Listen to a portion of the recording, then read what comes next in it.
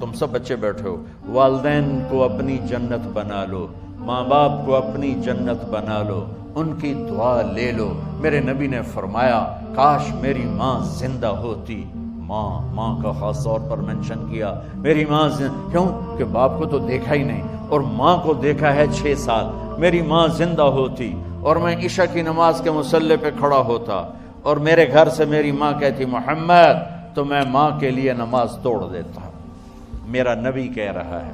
اور جب آپ حج پہ تشریف لے گئے اور ابوا کے میدان سے گزرے جہاں میرے نبی کی والدہ کا انتقال ہوا تھا، اس بات کو 57 سال گزر چکے ہیں۔ 6 برس کی عمر میں مدینہ سے نکلے 3 افراد، میرے نبی کی ماں، میرے نبی کے والد کی باندی ام ایمن، وہ بھی ماں ہیں، انہوں نے بھی دودھ پلایا تھا میرے نبی کو۔ 2 مائیں ہیں، ایک دودھ پلانے والی، ایک پیدا کرنے والی، اور ایک میرے نبی ہیں۔ جب ابوا کے پہاڑوں میں پہنچے تو اچانک ہارٹ اٹیک سے حضرت آمنہ 25 سال کی عمر میں انتقال فرما گئیں، اور میرے نبی نے اتنا اس کا غم لیا۔ 6 سال کا بچہ، میں سن 2000 میں وہاں گیا تھا، میرے آنسوں نہیں رکنے کو آ رہے تھے کہ کہاں میرے نبی کی ماں کو اللہ نے اٹھایا، نہ کوئی آسرا، نہ کوئی سہارا، نہ کوئی رشتہ، نہ کوئی جھولی، نہ کوئی چھاؤں، ایسے تنہا یتیم کر دی۔ جب ان کو پتھروں میں دبا کے نیچے اترے، ام ایمن کو سے ہاتھ چھڑا کر بھاگے اور اوپر پہاڑی پہ چڑھ گئے۔ جب ام ایمن پیچھے گئیں تو ام ایمن نے کیا دیکھا کہ ابوا کے پہاڑ بھی رو رہے ہوں گے، اب ماں کی قبر کو چمٹ کے ایسے اوپر لیٹے ہوئے تھے، قبر کو پکڑا ہوا تھا، اوپر لیٹے ہوئے تھے۔ جب ام ایمن قریب آئیں تو سنا آپ کہہ رہے تھے اماں جی، آپ کو تو پتا تھا آپ کے سوا میرا کوئی نہ تھا، آپ مجھے چھوڑ کے کہاں چلی گئی، کیوں چلی گئی؟ 6 سال کا بچہ پہلی موت دیکھ رہا ہے تو ان کو سمجھ میں نہیں آ رہا کہ میری ماں کے ساتھ ہوا کیا ہے۔ ام ایمن نے اٹھانا چاہا، آپ نے اٹھنے سے انکار کر دیا۔ اس صدمے کو سینے میں لیے ہوئے 57 سال کے بعد، 7ویں دن بندہ رو نہیں سکتا، رونا ہی چاہے تو رونا نہیں آمدا، 57 سال کے بعد آپ اس وادی سے گزرے، آپ نے اونٹنی کو ماں کی قبر کی طرف موڑ دیا، اور ان پلرز کو 3 گنا کرو تو وہ پہاڑ بنتا ہے، چھوٹی پہاڑی تھی۔ اونٹنی کو نیچے بٹھایا، اوپر پہاڑ پر گئے، اور یہ مجھے دیکھو، یوں آپ نے گھٹنے کھڑے کیے ماں کی قبر کے سرانے، اور یہ ہاتھ یہاں رکھے اور پھر سر دیا اپنے گھٹنوں میں یوں، پھر رونا شروع کیا۔ اتنا روئے، اپریل کا مہینہ تھا، دھوپ سر پہ پڑ رہی تھی، ہم تو ٹھنڈی دھوپ میں بیٹھے، شدید دھوپ میں بیٹھے تھے، اور اس کنڈیشن میں یہ بچوں کا سٹائل ہوتا ہے، جب لمبا رونا ہو تو وہ یوں بیٹھتے ہیں سر اندر دے کر۔ اتنا روئے کہ آپ کی داڑھی ساری آنسوں سے بھر گئی، سینہ تر ہو گیا، احرام تر ہو گیا، اور کئی گھنٹے بیٹھ کے روتے رہے۔ 2 جہان کے سردار ہو کر تمنا کر رہے ہیں کاش اماں تو زندہ ہوتی، تو مجھے کہتی محمد میں تیرے لیے نماز توڑ دیتا۔ اور میرے نبی نے، یہ بچیاں غور سے سنو، میرے نبی سے پوچھا گیا یا رسول اللہ قیامت کب آئے گی؟ آپ نے فرمایا یہ تو اللہ کو پتہ ہے۔ میں نے کہا یا رسول اللہ کوئی نشانی بتا دیں۔ تو آپ نے فرمایا جب بچیاں ماؤں کو ذلیل کریں گی تو قیامت آ جائے، جب بیٹیاں ماؤں کے ساتھ بدتمیزی کریں گی اور ماؤں کو ذلیل کریں گی تو قیامت آ جائے گی۔ ایک ماں بیٹی کو میں بھول نہیں سکتا، ماں کے موٹے موٹے آنسو گر رہے تھے، اور بیٹی ماں سے کہہ رہی تھی بھوک نہیں، ہماری اپنی پنجابی زبان بھوک نہیں، اوئے ہوئے ہوئے ہوئے، یہ تو ہم نوکر کو کہتے ہوئے ڈرتے ہیں، وہ ماں سے کہہ رہی تھی بھوک نہیں، یعنی بکواس نہ کر، رو کے چپ، صرف آنسو اس کے گر رہے تھے ایسا۔ شاید وہ یاد کر رہی تھی کہ 9 مہینے کیسے اس کو میں نے پیٹ میں پالا، جنتے ہوئے کتنی تکلیفوں سے گزری، اور اس کو دودھ پلاتے ہوئے کتنی راتیں میں نے کاٹ کاٹ کے گزاری، اور اس کے پیشاب دھوتے ہوئے کتنی دفعہ میں سردی میں ٹھٹھری، اور آج یہ مجھے کہہ رہی ہے بھوک نہیں۔ اس لیے میرے نبی نے فرمایا جس نے ماں باپ کو دکھ دیا، سنو غور سے بچوں سارے سنو، جس نے ماں باپ کو دکھ دیا اس پہ اللہ کی لعنت، اس پہ فرشتوں کی لعنت، اس پہ زمین آسمان کی لعنت، نہ ان کی نماز قبول ہے، نہ روزہ قبول ہے، نہ صدقہ قبول ہے۔ میرے نبی کی زندگی کا دوسرا روپ حقوق العباد، نماز حقوق اللہ میں آ جاتی ہے، میں حقوق العباد کی تھوڑی سی وضاحت کر رہا ہوں۔ ماں باپ زندہ ہیں تو دعا لے لو، والدین سے کہتا ہوں بچوں کو عزت دو، جہاں اولاد ماں باپ کے حقوق ہیں وہاں اولاد کے حقوق ہیں، اولاد کو عزت دو، اولاد کو عزت دو، اولاد کو عزت دو۔ بہت سی اولاد کی نافرمانی کا ذریعہ ماں باپ بن رہے ہیں، سختی کر کے، زبردستی کر کے اور ٹھونس کر چیزیں نوکروں کی طرح سلوک کر کے۔ میرے نبی کے گھر میں جب بیٹی فاطمہ ملنے کے لیے آتی تھی تو میرے نبی بیٹھے نہیں رہتے تھے، یا اب چیئر پہ بیٹھے ہوئے بی بی فاطمہ آ گئی، اب زمین پہ بیٹھے ہوئے ہیں بیٹی آ گئی، اب چارپائی پہ لیٹے ہوئے ہیں بیٹی آ گئی۔ میرے نبی کیا کرتے تھے؟ کھڑے ہو جاتے تھے، کھڑے ہو جاتے، ایک دم کھڑے ہو جاتے تھے، اور پھر کھڑے نہیں رہتے تھے، تیزی سے آگے بڑھتے تھے اور حضرت فاطمہ کا ہاتھ پکڑ لیتے۔ یہ والدین غور سے سنو، حضرت فاطمہ کا ہاتھ پکڑ لیتے تھے اور ہاتھ پکڑ کے مجھے دیکھو یوں بوسہ لیتے تھے، بیٹی کا بوسہ لیتے تھے، پھر ہاتھ چھوڑتے نہیں تھے، ہاتھ پکڑے پکڑے لاتے لاتے لاتے ان کو چارپائی پر پہلے بٹھاتے تھے پھر خود بیٹھتے تھے۔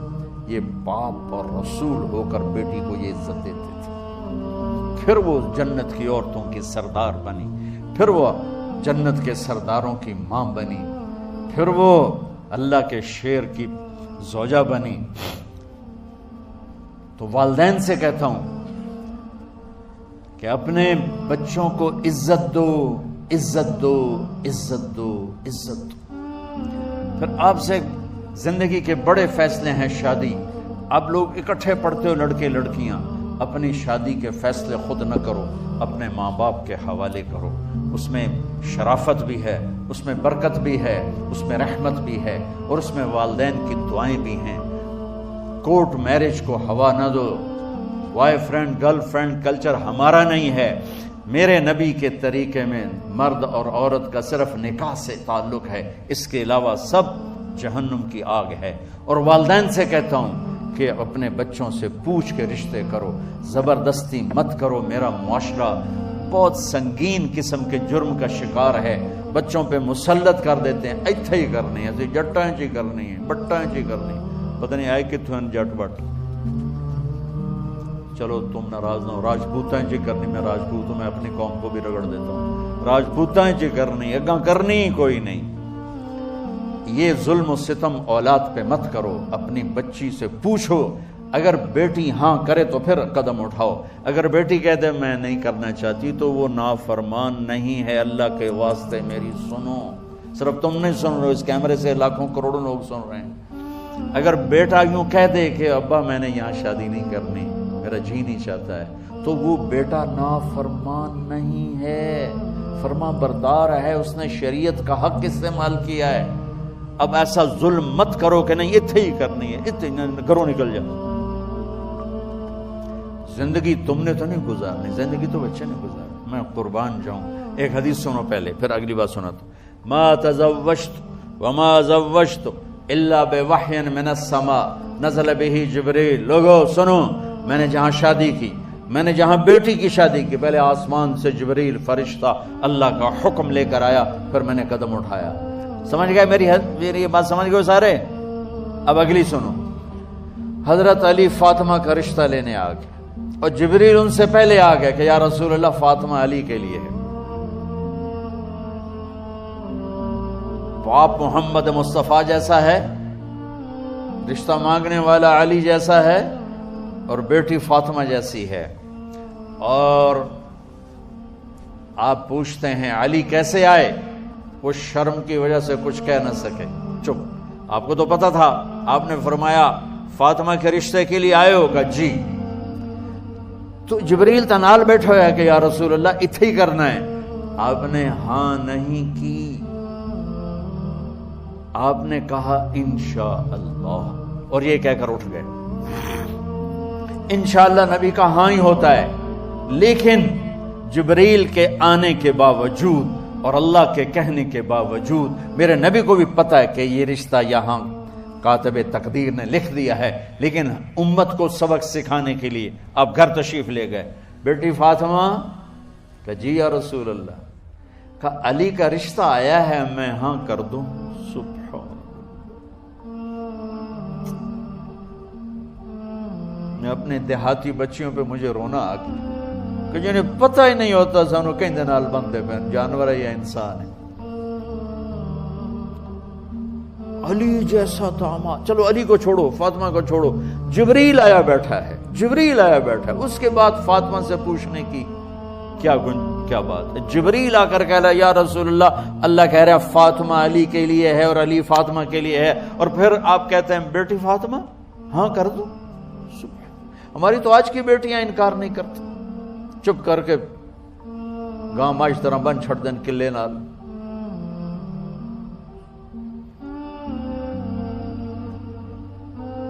کوئی ان کے اندر کے جذبات کو سننے والا کوئی نہیں ہوتا، اپنی انانیت پر یہ فیصلے کرتے ہیں، اور میرا نبی کہہ رہا بیٹی ہاں کر دو۔ سبحان، آپ کا کیا خیال ہے فاطمہ نے انکار کرنا تھا؟ یہ بیٹیاں نہیں انکار کرتی تو فاطمہ نے کہاں کرنا تھا؟ لیکن یہ سبق دینا تھا ان والدین کو جو نادانی میں نادانی کے فیصلے کر کے اولاد کو ہمیشہ ایک ٹھنڈی آگ میں دھکا دے دیتے ہیں۔ حضرت فاطمہ رضی اللہ تعالیٰ عنہا نے جب ہاں کی، پھر آپ باہر نکلے۔ اچھا مزے کا واقعہ ہوا، حضرت علی اٹھ کے باہر نکلے تو صحابہ باہر کھڑے انتظار کر رہے تھے کہ کیا ہوا۔ حضرت علی کو بھیجنے والے تھے عبد الرحمن بن عوف، پہلے ابو بکر گئے تو آپ نے انکار کر دیا، عمر گئے رشتہ مانگا، آپ نے انکار کر دیا۔ عبد الرحمن بن عوف نے علی سے کہا آپ جائیں، آپ کا رشتہ رد نہیں ہوگا۔ کہنے لگے میرا تو ذاتی گھر بھی کوئی نہیں، مجھے کہاں سے رشتہ ملے گا، میں تو بالکل غریب ہوں۔ کہ نہیں تم جاؤ۔ تو واپس آتے انہوں نے عبد الرحمن بن عوف پہ چڑھائی کر دی، ویکھیا ہے نا تو مینوں گلے آئی، انکار ہو گیا۔ تو صحابہ نے پوچھا کیا ہوا؟ کہا کچھ کہا ہی نہیں، چپ کر کے اٹھ گئے۔ تو عبد الرحمن بن عوف کہنے لگے کچھ بولے صحیح، کہ بس اتنا کہا انشاءاللہ کا تو مبارک ہو، نبی کا انشاءاللہ ہاں ہوتا ہے۔ اچھا تو اتنے میں آپ باہر تشریف لے، کہا علی جی لو بلاؤ، لوگوں کو بلاؤ۔ ساری مسجد بھر گئی، آپ کے ساری مسجد فل ہو گئی۔ آپ ممبر پہ کھڑے ہوئے علی کو سامنے بٹھایا، کہا لوگو یہ جبریل میرے پاس اللہ کا پیغام لائے ہیں کہ میں فاطمہ بنت محمد کا نکاح علی بن ابی طالب کے ساتھ کر دوں۔ پھر آپ نے خطبہ پڑھا اور کہا کہ علی ہائے ہائے ہائے، میں نے فاطمہ بنت محمد کو 400 درہم مہر کے عوض تیرے نکاح میں دیا، تو نے قبول کیا؟ حضرت علی نے زور سے نعرہ لگایا میں نے قبول کیا، اور سجدے میں چلے گئے، اللہ کا شکر کا سجدہ ادا کیا۔ پھر میرے نبی نے وہیں سارے مجمع کو شہد کا شربت پلایا اور تازہ کھجوریں کھلائیں۔ اور پھر جب رخصتی ہوئی تو آپ نے حضرت علی سے فرمایا کہ آپ آ کے لے جاؤ۔ پھر آپ نے حضرت ام سلمہ، حضرت حفصہ اور جناب حضرت عائشہ رضی اللہ تعالیٰ عنہ، ان تینوں کو بلا کر فرمایا تمہیں پتہ ہے نا مجھے فاطمہ سے کتنا پیار ہے، تو تم فاطمہ کو دلہن بناؤ، اس کی تیاری کرواؤ، اسے دلہن بناؤ۔ تو ان تینوں نے حضرت فاطمہ کو دلہن بنایا۔ پھر آپ نے حضرت علی کو پیغام بھجوایا، وہ تشریف لائے، اپنی اونٹنی لے کر آئے، حضرت عقیل ساتھ ہے، سلمان فارسی ساتھ ہے، اور دروازے پر اونٹنی بٹھائی، آپ علی کو اندر لے گئے اور یوں فاطمہ کا ہاتھ پکڑ کے علی کے ہاتھ میں دے کر فرمایا علی تمہیں نبی کی بیٹی مبارک۔ سبحان۔ پھر آپ نے کہا میری بیٹی فاطمہ، مجھے اپنے خاندان میں جو سب سے زیادہ محبوب تھا میں نے تیرا ہاتھ اس کے ہاتھ میں دے دیا ہے۔ والدین سے کہتا ہوں اپنے نبی کی زندگی پڑھو۔ میرا درد ہے کہ ہماری ثقافت میں اسلام داخل نہیں ہوا، ہمارے عبادت میں اسلام آ گیا۔ بہت سارا مجمع مرد عورتوں کا نمازی ہے، حاجی ہے، عمرے کرتے ہیں، لیکن ثقافت میں نبوت کی جھلک دکھائی دے، ثقافت میں اللہ کا نبی دکھائی دے، وہ نہیں ہے۔ زندگی بیت گئی اس انتظار میں، مدت سے لگ رہی تھی لب بام ٹک ٹکی، تھک تھک کے گر گئی نگہ انتظار آج، پتہ نہیں کب صبح ہوگی۔ چلو کہتے تو جائیں مجھے ہے اگرچہ بت ہیں جماعت کی آستینوں میں، مجھے ہے حکم اذان لا الہ الا اللہ۔ والدین کے ذمے ہے اولاد کو عزت دینا، ان کی سب سے بڑی خواہش میں ان کا احترام کرنا کہ زندگی انہوں نے گزارنی ہے، اور آپ کے ذمے ہے والدین کے آگے سر جھکا دینا۔ اللہ کے واسطے کورٹ میرجز اور خفیہ شادیاں یہ نہ ہماری ثقافت ہے نہ یہ انسانیت ہے۔ ہمیشہ دکھ دردوں میں زندگی گزرتی ہے کہ اصل زندگی تو موت کے بعد آنے والی ہے۔ تو والدین پڑھیں شریعت کو، اولاد بھی پڑھے اپنے نبی کی زندگی کو۔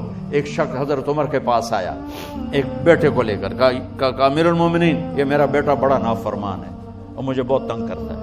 حضرت عمر کے پاس لاٹھی ہوتی تو انہیں یوں اٹھائی، وہ کہنے لگا حضور معافی دیا جائے، ایک میری گل سن لو۔ آپ نے فرمایا کیا؟ کہنے لگا ماں پیو دے بڑے حق ہیں، بالکل ٹھیک ہے، پر کوئی ساڈا حق بھی ہے ماں پیو دے؟ آپ نے کہا ہاں۔ آپ نے کہا ہاں۔ کہنے لگے ذرا وہ بتا دیں۔ کہا پہلا حق ہے اچھی ماں تلاش کرے، نیک عورت تلاش کرے۔ دوسرا حق یہ ہے نام اچھا رکھے۔ تیسرا حق یہ اس کو قرآن کی تعلیم دے۔ کہا جی پھر سن لو حضرت جی، میرے پیو کو پوچھو اس حبشی عورت نال شادی کر کے مینوں حبشی ماں دیتی، انہوں کوئی عرب ماں ہی نہیں لتی۔ میرا پہلا حق اس مارے ہے۔ دوسرا سن لو، اس نے میرا نام جولان رکھا ہے، جولان گندگی کے کیڑے کو کہتے، اس نے میرا نام جولان رکھا ہے۔ اور تری سن لو، اس آیت میں قرآن دی شکل نہیں دکھائی۔ حضرت عمر ہوئی سوٹا وہ دے سر تے پھیر دے کہ پہلے تیری مالش کراں پھر ایدی کر سکتے۔ تو آج کے والدین بھی